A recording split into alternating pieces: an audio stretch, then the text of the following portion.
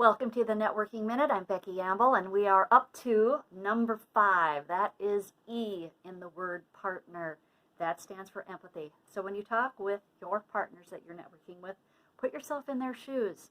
Try to understand their priorities, goals, and dreams. This will help you to be a good partner to them. Just checking a couple more of my notes.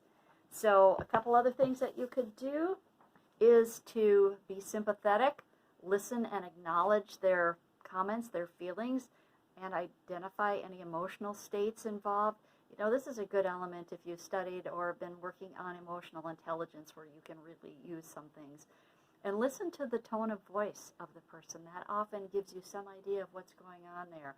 Observe nonverbals, and of course you want to be doing your nonverbals on purpose. Restate and relate things. So if somebody says something, it's good to restate it. That builds your connection and your empathy. Be non-judgmental. That seems to be obvious, yet sometimes we need reminding. Be supportive and yet not parenting. We don't want to get into that critical parent mode. And give positive feedback and encourage people. Again, go back and see if there's a common ground that you have, maybe on the topic of discussion or something else. Again, identify your interests that you might have in common. Watch your jargon and language. So another good way to build that relationship is to make sure that you're not throwing out terminology that they're not familiar with, because that's disruptive.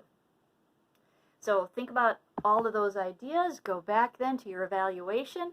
How do you rate yourself on this particular skill on a scale of 1 to 5, 1 being really good, 5 being pretty crummy, and give yourself a rating. Is this an area that you want to work on? And if so, what are some ideas that you could put into your plan to improve your skills for empathy? Thanks.